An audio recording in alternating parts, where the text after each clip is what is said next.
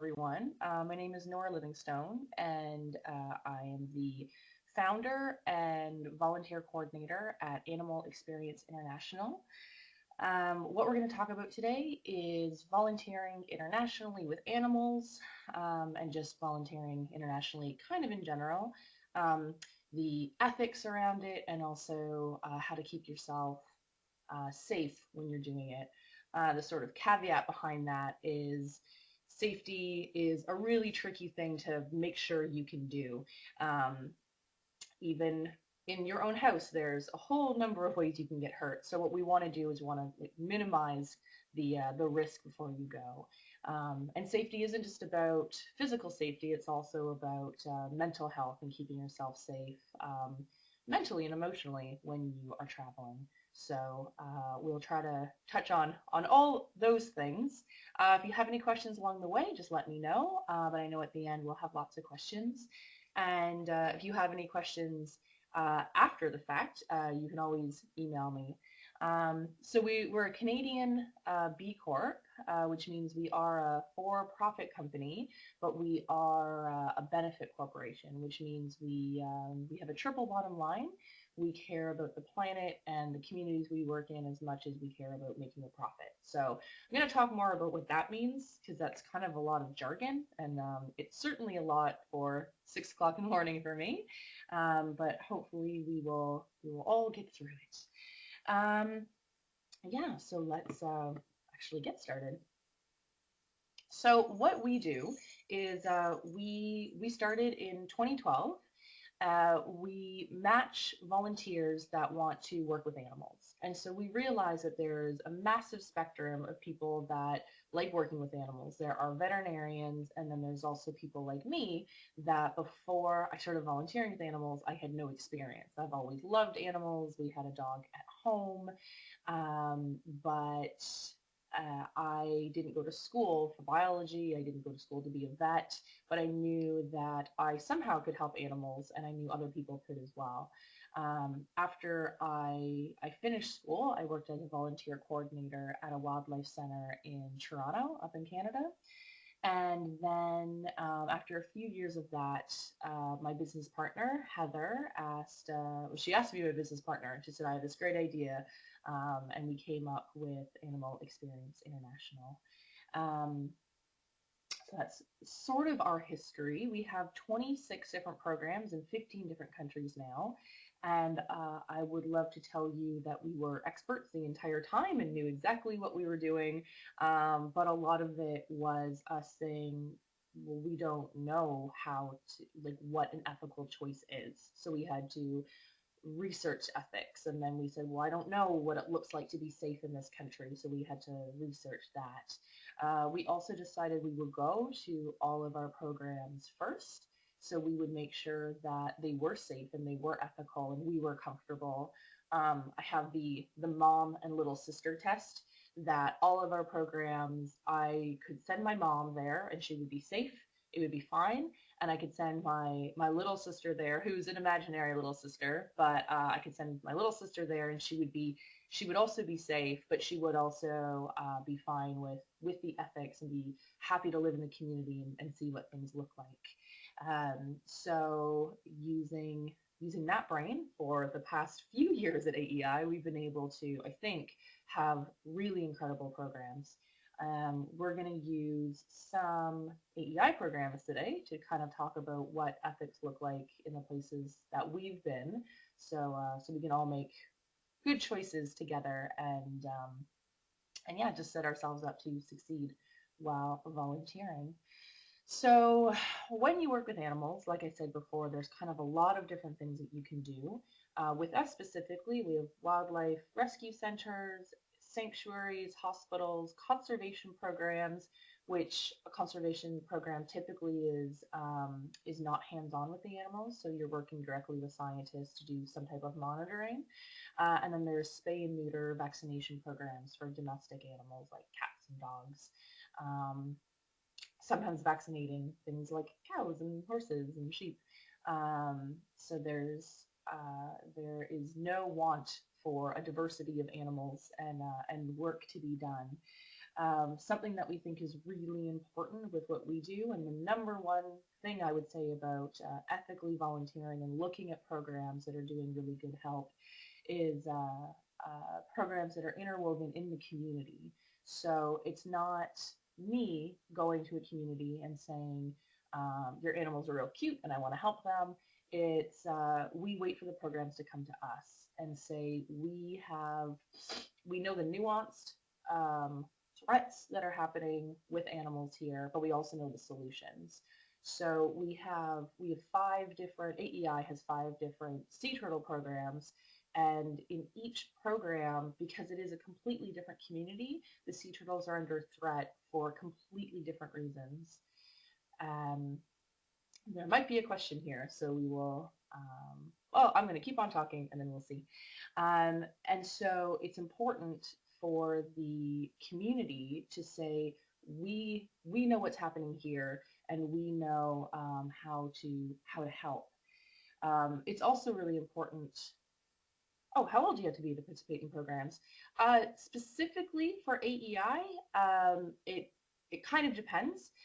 In a lot of programs, they ask people to be 16 and older, but if you are volunteering as a group, we've had people as young as 12, but that's part of a group with parents or guardians or teachers or things like that. Like I said before, the really cool thing about it is it doesn't matter where you are with your experience with animals. We can teach you how to be safe and do really great work on the ground. And there's many different programs out there that can do the same thing. I don't want this to sound like it's a commercial for AEI. It kind of will sound like it a few times because that is what I know, but I will let you know a little bit more about us. Yeah, so like I was saying, the leadership roles are so important to have in the community as well.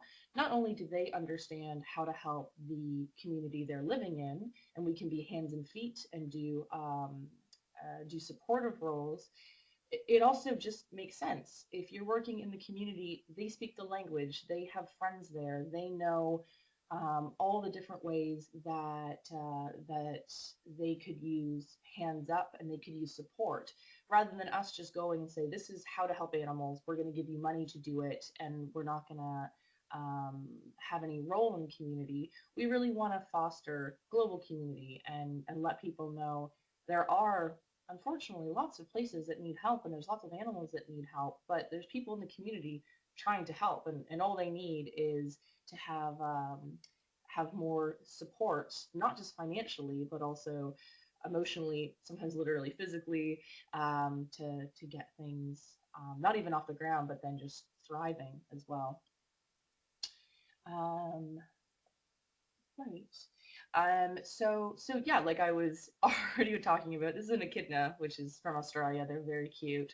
The really neat thing is I can go to Australia, volunteer with echidnas, and I did not know that they came from eggs until I got there and was volunteering with them. So without really any experience, you can go and you can help out in these roles. Now, ethically, what that looks like is I don't go to Australia and I say, everyone get out of my way. I am going to put this echidna under anesthetic and do surgery on it. It's me saying, there are local vets here, there are local vet techs and nurses and support staff. How do I support them? Does it look like I am being a support staff that cleans the cages and mixes up the food and does enrichment or socialization if it's a domestic animal? Do I do those roles, or is it something like they need help with their website, or they need help with design, or do they need help doing construction and maintenance of the center? Again, one of the important things to think about when you want to volunteer, when you want to have these really amazing experiences, is we shouldn't confuse our privilege with our ability to help. We are all so lucky and we have so much privilege behind us, but that doesn't mean that we have 100% of the education that would be linked to help this individual echidna with its medical um, medical help that it needs. What we do have is we have a number of supportive ways that we can help it, whether it be web design to help them get a website to tell people about echidnas, or if it is creating a really great enclosure for it, or if it's cleaning up after it. If you think about echidna sitting in a wildlife center and it wants to be released, you really want to make sure it has like the cleanest, nicest enclosure possible so it can be healthy and it can be released as soon as possible. So it's we all want to have these really exciting volunteer experiences, and all of them can be. We just have to think about how it can be exciting for us and the people we work with, and of course the animals. Exciting in a nice way, not a stressful way for them. So, an important thing to think about for safety, for ethics, whenever you travel, is to think about what you want to be focused on. And so, when you're there, you want to be focused on the animals. You want to be focused on the task at hand. When you're sitting around with with kangaroos, you don't want to think about your airport pickup or your meals or your accommodation or your emergency support or insurance. And so there's companies like mine that do all this work for you. So before you go, we say, this is what your insurance looks like, and this is who is picking up from the airport. So you can feel secure before you go, and your parents can feel secure as well. Um, but it's also when you're there, you can focus on, I'm here, I'm present, I'm mindful, working with these animals. I don't have to think about, well, what am I eating tomorrow? What am I doing here? What does this training look like? You can do all of these things by yourself. Certainly you can. But we do always tell people, for you to stay safe and for you to um, feel more confident about where you're going and what you're doing, you want to do these things beforehand. So when you are there, you're focused on being there, not focused on, I wonder what else I'm going to be doing. So why volunteer? I think we're all here because we all like animals. Um, there's again, there's no wanting for places to help and animals that need help. One of the most amazing things that you can do is go away. All of these volunteers were volunteering in Australia and learning a whole bunch of skills that would be really good for vets and really good for techs and really good people that want to work with wildlife again. But it's also so good for your resume just to have weird things on it. I once got a job at a wildlife center in Toronto because I had worked with elephants in Thailand and they all had upset tummies and there was just a lot of poo. And so during my interview, the one of the interviewers looked at my resume and they said, "You worked with elephants before?" And we had a discussion about poo, and that led to more discussion. So not not every foundational skill you learn while volunteering is going to be a hard animal skill and is going to be this is exactly what I'm going to use later in life to help animals. It may be a softer skill and it may be just a foot in the door. Another really important thing is sometimes you work with animals and you realize you love them and you want to conserve them and you want to help and protect them, but you don't want to work hands-on with them.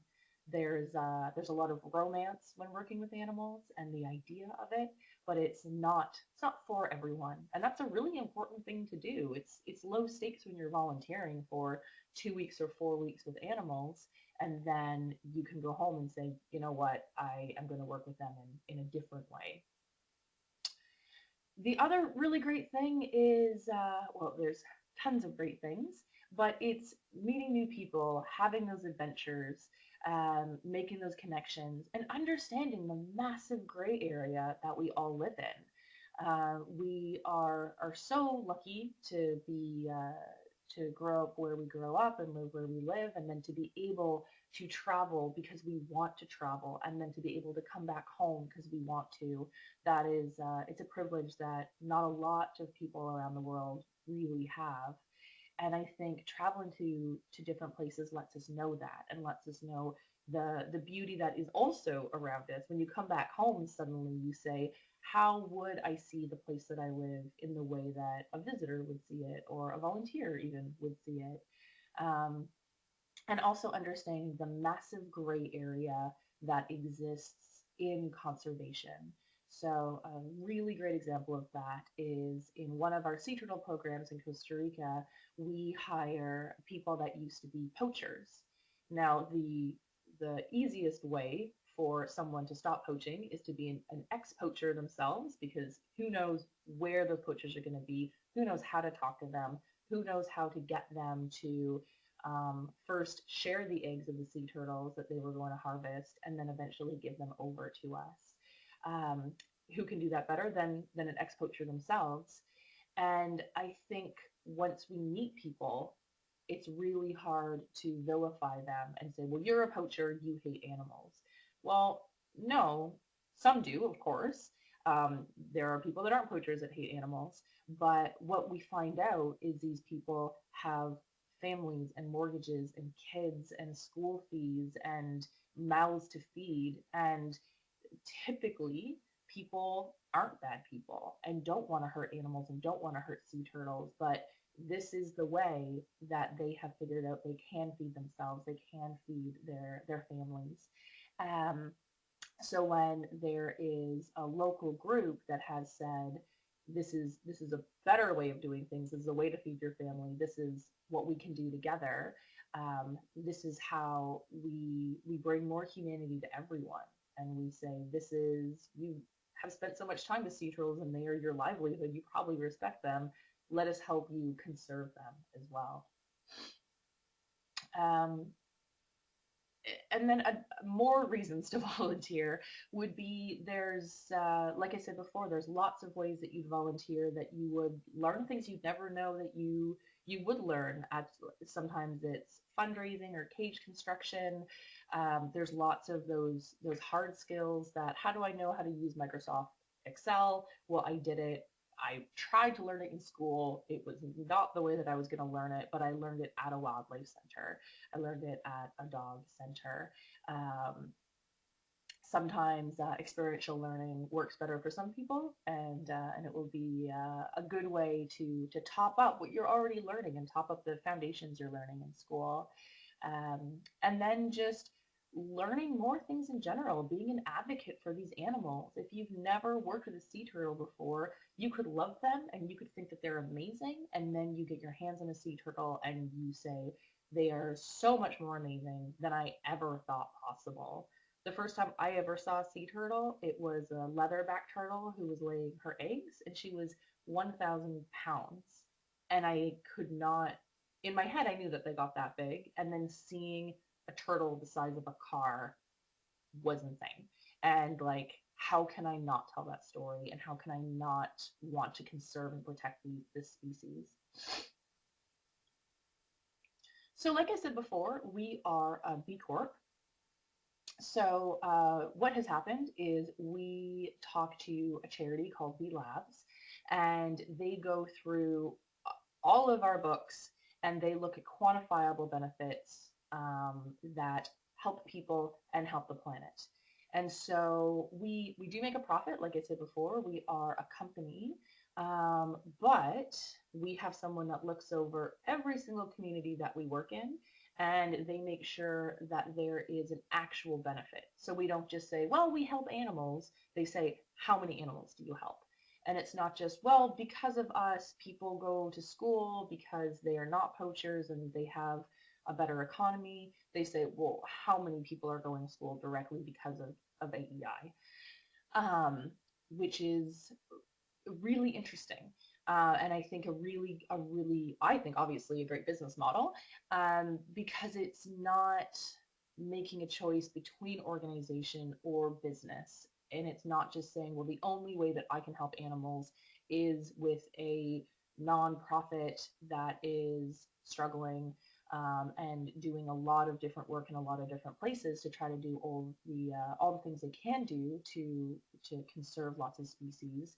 There is in this massive piece of this massive puzzle, there is a piece for businesses, and I think that piece is getting bigger. That we are able to work with nonprofits and we're able to work with these charities and say, because there is this business model out there, we can push more money towards you and we can make sure people have this safe and ethical and wonderful experience. And I do it because it's my job. It's not just a hobby I'm doing in the afternoons and the evenings. I can focus my entire life on this so I can make sure these are really great programs and we do the very best that we can do ethically and safety wise and things like that. Um, to be rewarded for the work we do.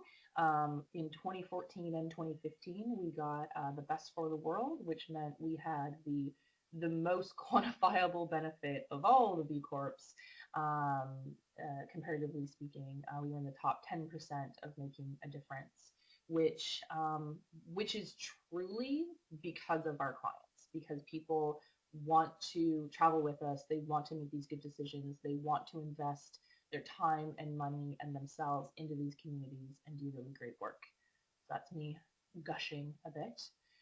Now, to talk more about ethics, one thing that we have seen a lot in volunteering around the world is people really wanting to work with kids and wanting to work with vulnerable populations, because we see there is a question that I've been ignoring. We specifically don't have interns at this point because even though we started in 2012, we're still pretty new. There's only 2 of us that work at AEI. So as much as I would love an intern, it would just be crazy for me right now because I would not be a very good boss. I am very busy. But if people are interested in the business model and looking at what we're doing, you should. I'll give you my email later, but absolutely email me because I could gush about this business model forever. And eventually we will be getting interns, and eventually we really want to invest in people that want to invest in a business for a force for good and things like that. So that's a great question. And yeah, for sure. Eventually, when I can be a better boss and I can invest more in people rather than just running around like chicken with the head cut off. Or a crazy chicken. Right. So, sorry, I should read the questions. So an important thing when we started AEI was to think about how we were affecting the community. There are a lot of people that want to work with kids. We see our privilege, we see all the things that we have, and we see these devastating pictures of people around the world that have less than us, and we want to help them. And that is incredible. And I love that, and I want to encourage that, and I don't want anyone to get down on great programs and great people. But I think instead of being skeptical, we should just be smart and we should be a bit wary of some programs. Um, if we think about what we would want, there are a lot of programs that say you can work with orphans, you work with children, work in schools for 2 weeks, hang out with the kids, and then leave again. Now, the one of the problems with that is if there's someone coming in your school every 2 weeks all the time, there's no continuity, and it's not helpful for your learning style. You're not learning a lot. You are not bonding with anyone. It's hard. It's hard to go through. Um, Another problem with that is Cambodia is a really good and terrible example. 3 to 4 children in Cambodian orphanages have one or both parents. So it's called an orphanage, um, and people go to volunteer because they have the best of intentions and they want to help. But the problem, what has happened, is there are not good people that don't want to help. And they talk with these parents and they say, your child will have a better life if there are international volunteers helping them speak English, giving them a Western education, doing all of these different things, which sometimes is true. Sometimes it is wonderful and it will help them, but at the end of the day, many of us would agree that most children should stay with their parents when they grow up and should stay in their community and they should learn about their culture. They shouldn't learn the same thing over and over again if they're learning from volunteers that are there every 2 weeks. So what we really want to stress to people is vulnerable populations need to have skilled long-term workers. So people that went to teachers college, if they want to be teachers, went to teachers college and want to be there for a year or 2 years, or they want to train teachers that are going to stay there their whole lives. There are a lot of people that want to learn English, and the best way of doing that is not to learn phonetically, like many students do, is to sit with an English teacher and learn English or learn any other skill that they're learning in school. So what that is why at AEI we decided we would have hands and feet volunteers, not leadership roles. We wouldn't go to a community and say, this is what we're doing, this is how we are helping. We were going to say, how can we help you? What does that look like? Because we have also seen there has been a transfer.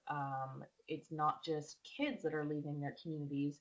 Animals are being stolen from the wild and they're being put into sanctuaries, but they're not being released.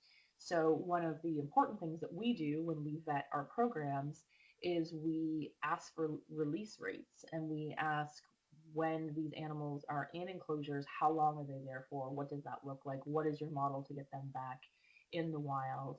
Um, an important thing to know is we didn't know the right questions until we got there. So if you don't know the right questions, that is fine. You can simply, if there's a program you want to volunteer in, you can simply ask, this is a sanctuary, why is it a sanctuary? Why aren't these animals being released again?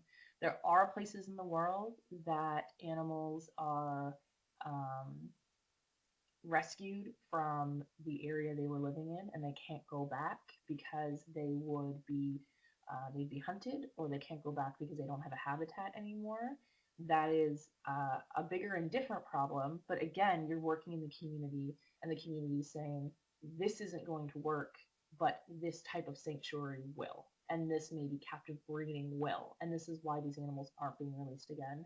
If you talk to a center and you say, well, you're a sanctuary, how did you get these animals? Are they rescued because people are breeding them, or are you walking the forest and seeing sick animals and they don't have an answer for you? It's a lot of trying to like trust your gut. That again, I don't want to harden any hearts. I want people to know there's a million amazing programs out there, but there are some not great programs. And if things seem a little bit kooky, they might be kooky. They might be great.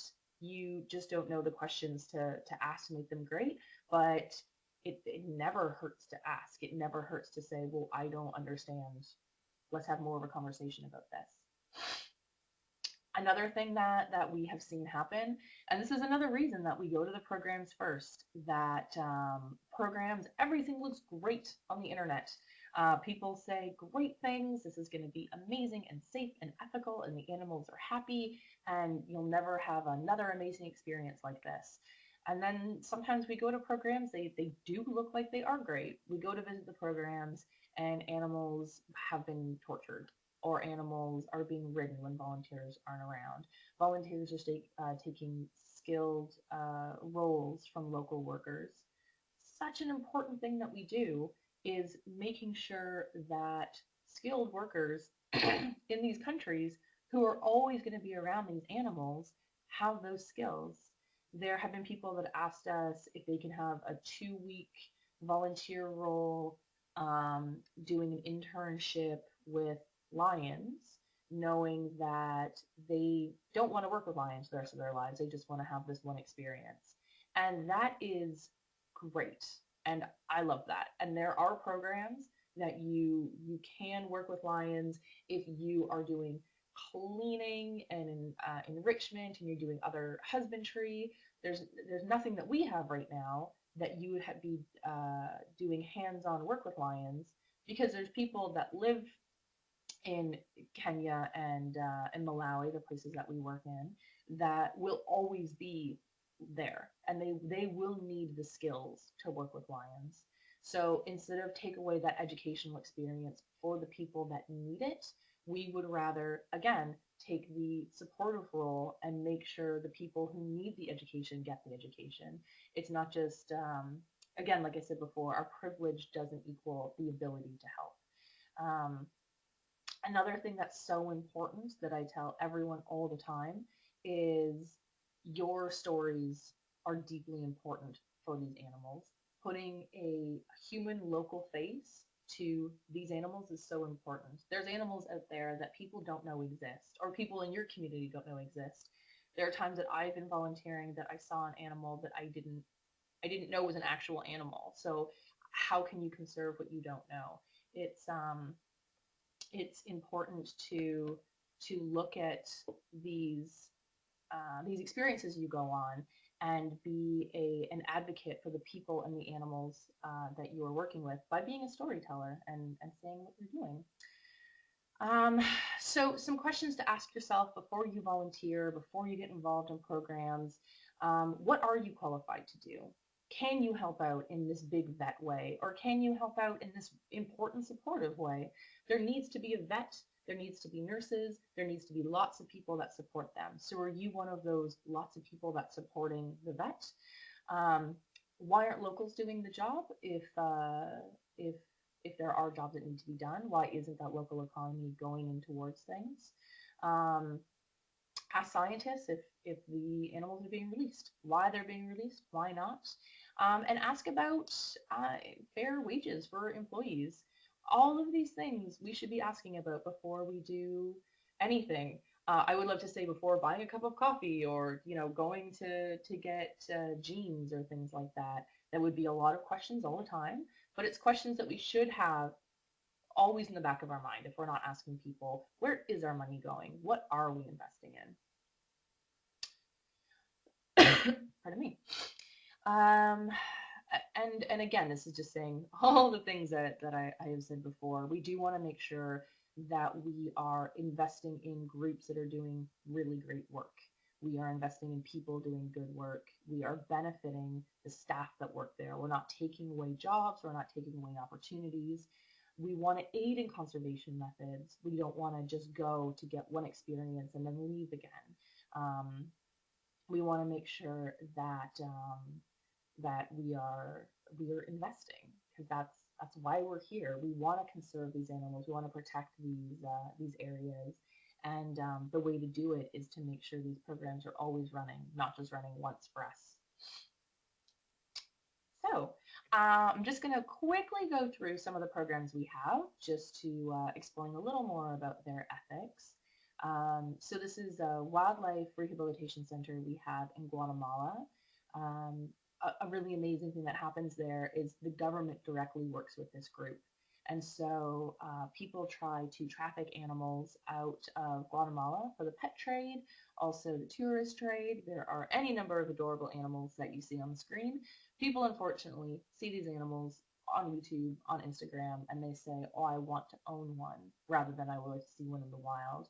So people, again, to feed their families, feed themselves, feed addictions sometimes, feed lots of different things, people will try to traffic these animals out. Um, and the government stops people at the border, searches their cars and trucks and bags, and they find these animals. They bring these animals right back to into the forest of Guatemala, where the center is. We rehabilitate them and we release them. Um, and I think that is a wonderful thing to think about, that the program is getting animals from people in the community, from the government, from tourists will hear about an animal being abused, they'll call the center, they're brought here, and they'll be released again.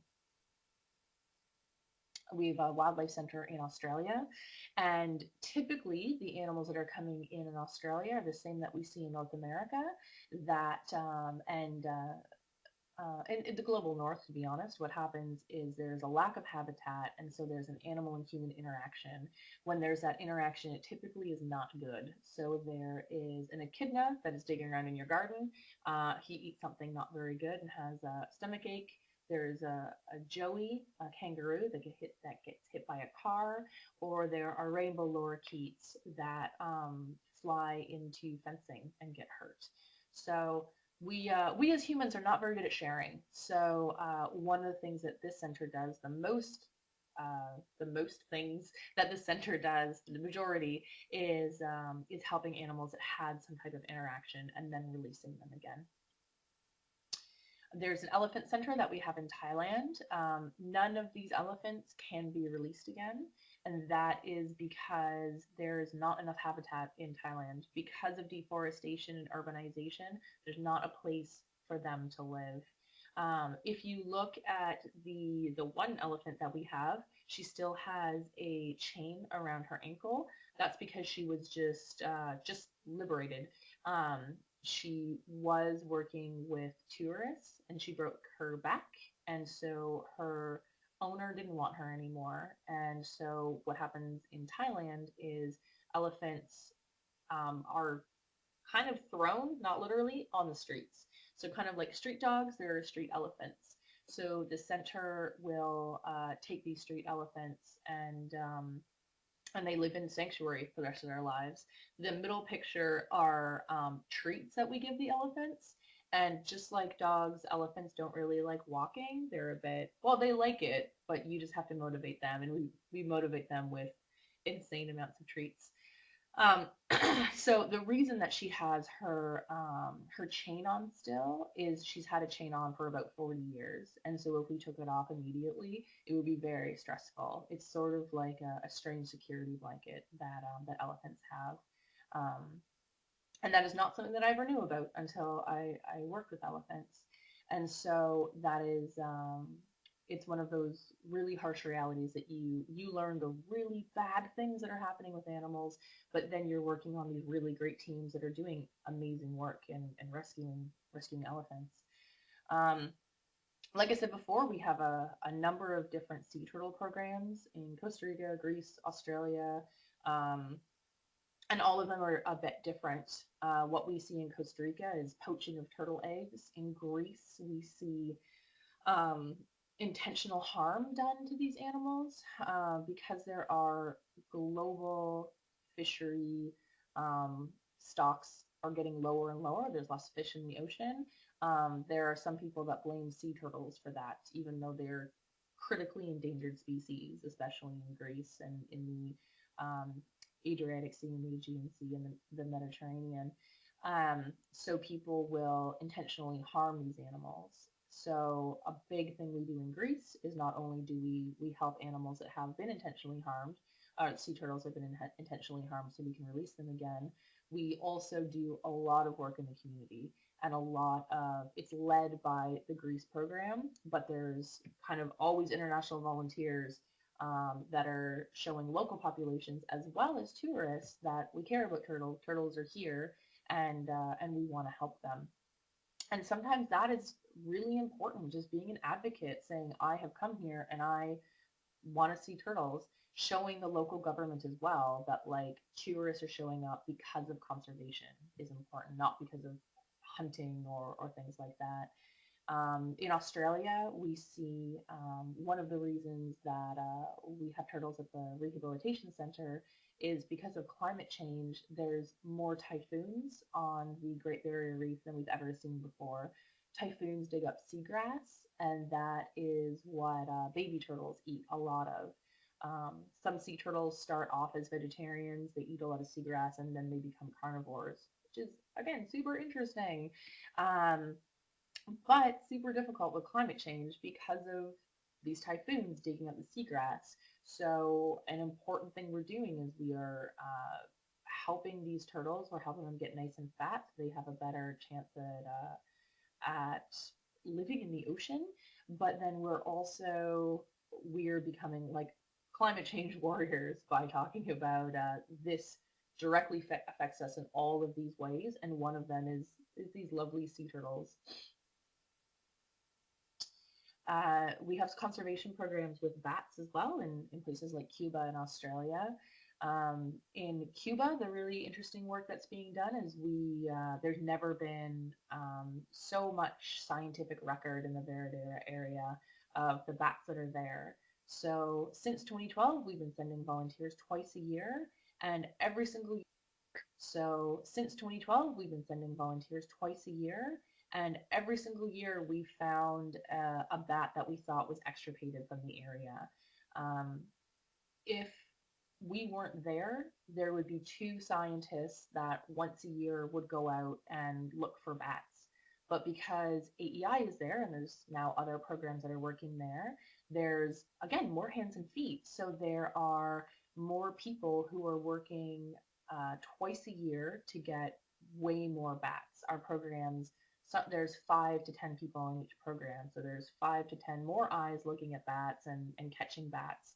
So we're able to know there's more bats because there's more opportunity to find them. In Australia, there are flying foxes, which are massive bats. They can have a wingspan of 5 feet, which is huge and amazing, and they're frugivores, and so they eat mango. Um, Unfortunately, they're also really loud and people don't like them around their houses. So even though they are an endangered species, they have a really bad rap. And so one of the things we do is we swaddle them because they're mammals and they like to be swaddled up.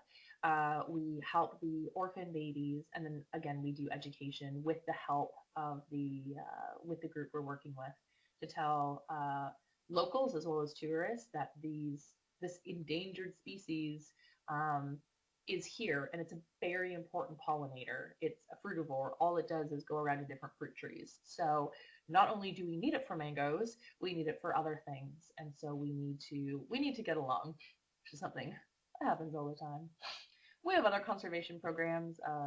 The bat program in Cuba. We have a program in Madagascar, Indonesia, Croatia, Mongolia, and Kenya. Um, in Croatia, we work with dolphins.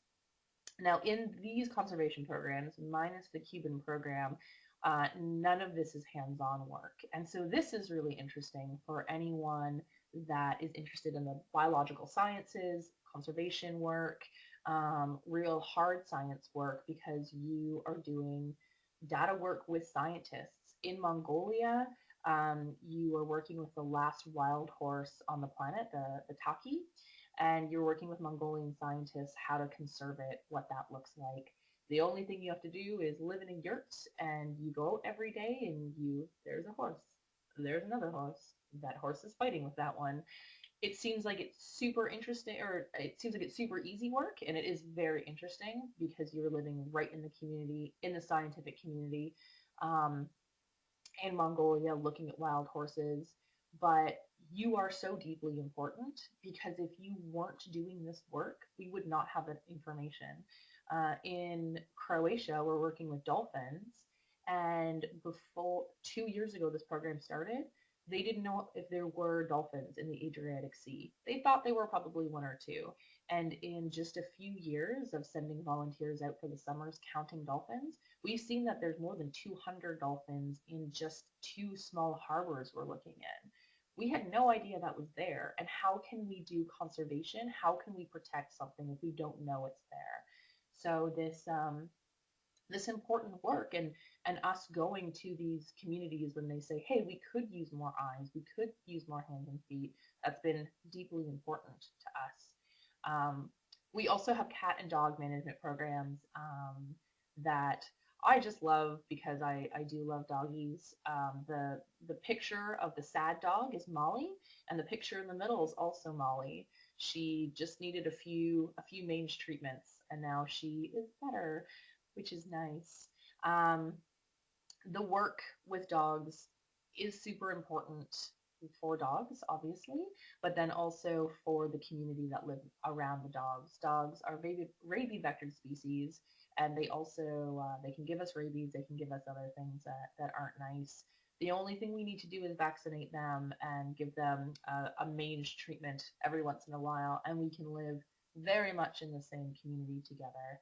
So it has been so great working with dogs because not only if there's less dogs, if we're vaccinating them, if we are sterilizing them, making sure they can't have puppies, We make sure that the populations are lower. There's less sad puppies around. There's also less dog fights. And but we're sharing the ecosystem with them. In a lot of places, the urban ecosystem is animals living together, whether they be dogs or cats or humans or possums, all trying to figure out the same thing. So there's many places that dogs are important to have. They eat rats and they make sure other animals aren't going to be giving us fleas, but we do have to be nice to them.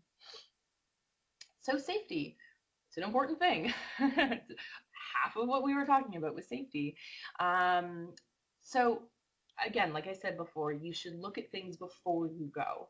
Before you go, you want to think about insurance. You want to think about, if something happens, how do I help myself? Do I know where hospitals are? Do I know where clinics are? Do I know who I'm staying with? Is it going to be in a hotel? It's fine if it is, but will that hotel help me find a hospital? Um, in most cases, the answer is certainly.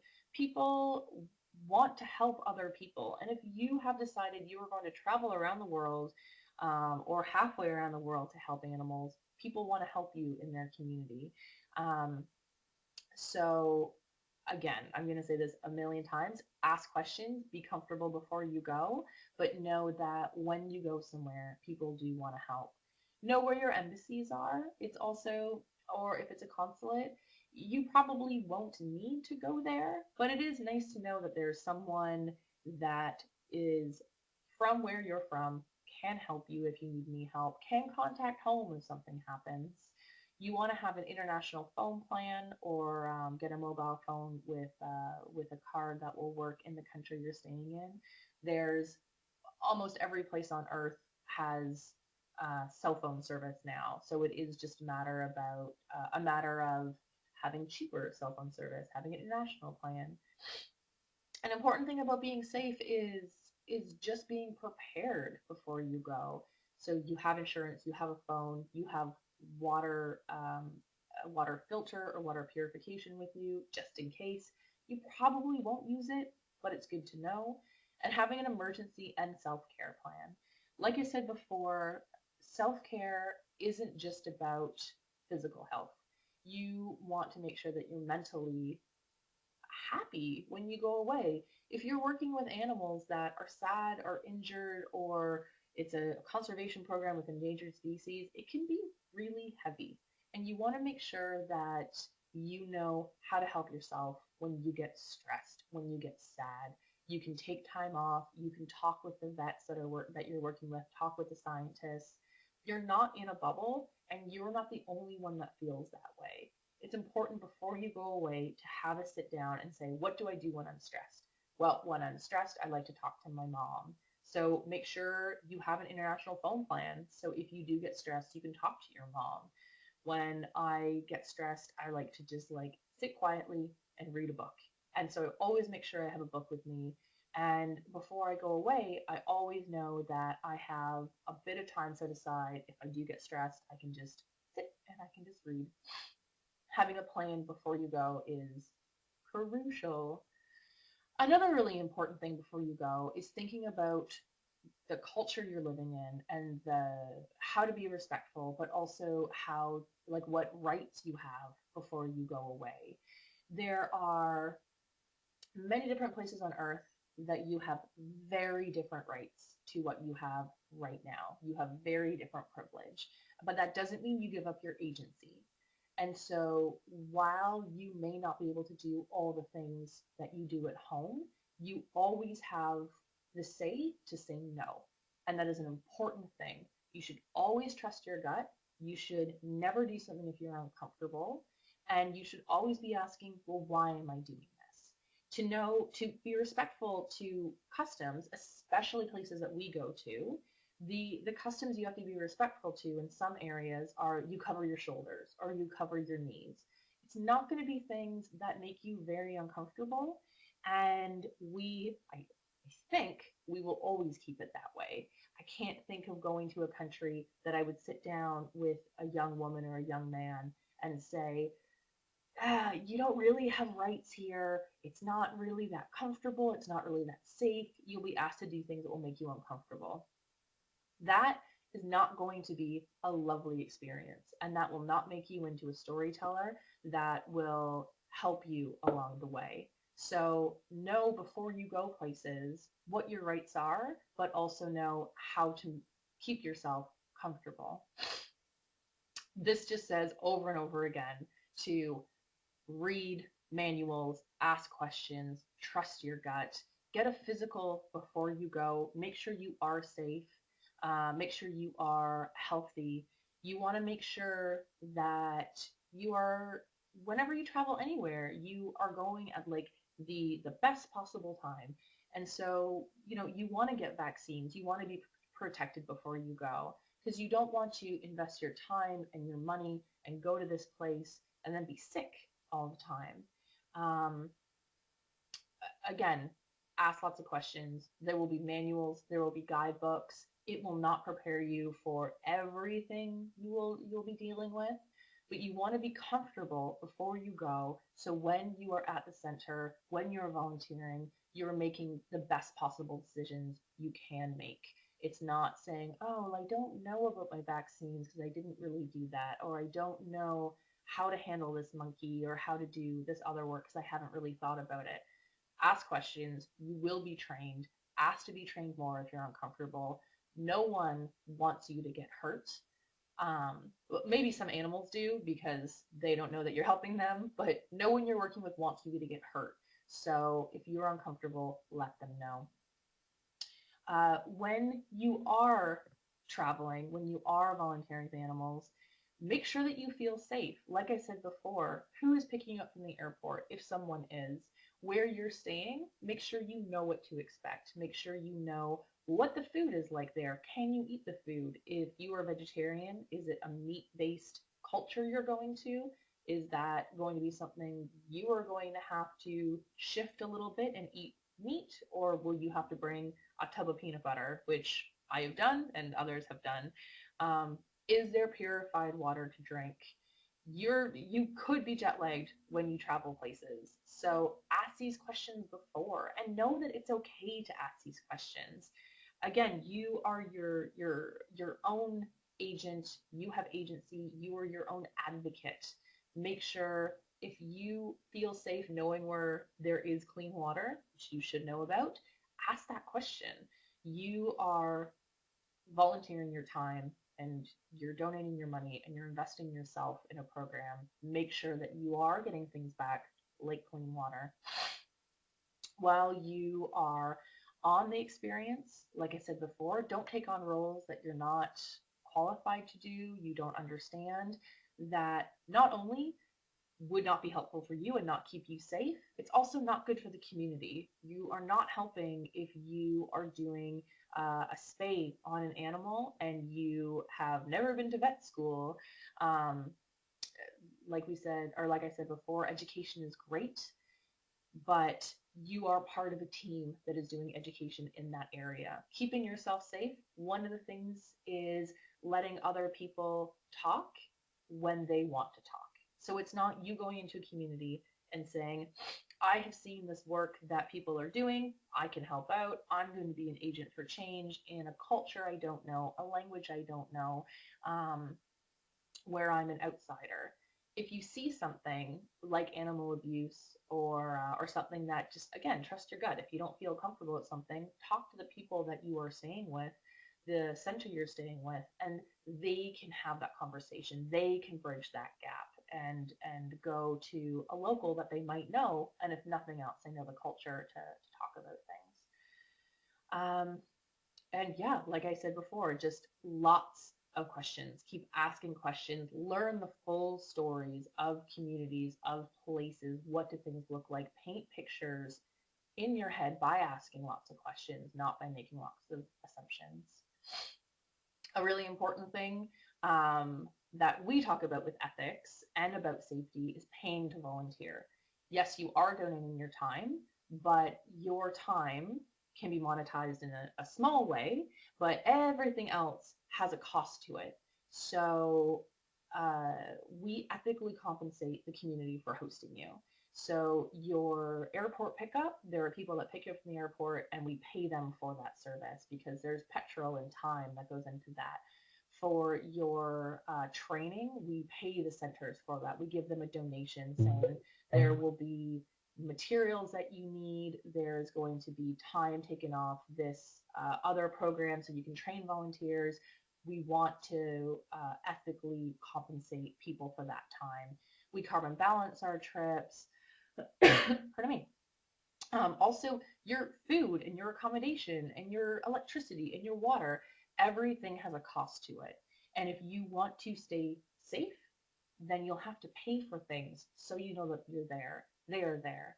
And if you want to remain ethical, you'll pay for things because the small cost that you are bringing to this, the small amount of fees that you are bringing will help these centers not just maintain but thrive, which is what we're looking for.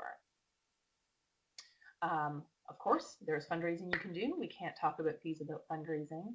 I always tell people to think about it that they're offering, uh, there's a typo on this. You are offering people the chance to help animals without getting their hands dirty. You are putting a human face to these far off conservation programs.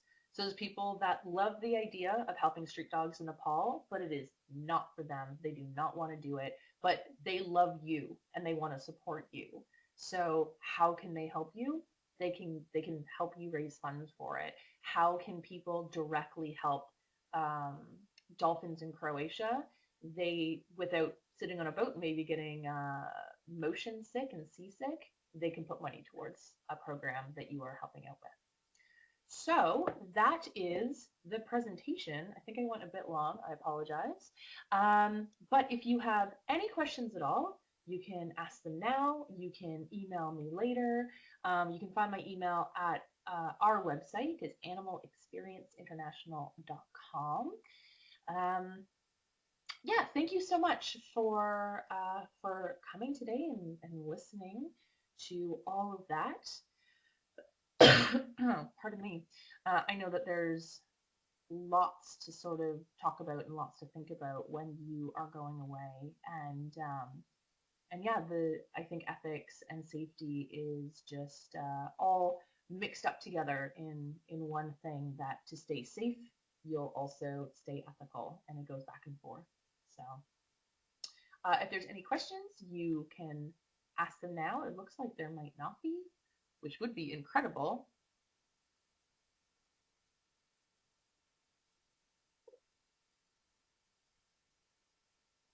There's one coming in.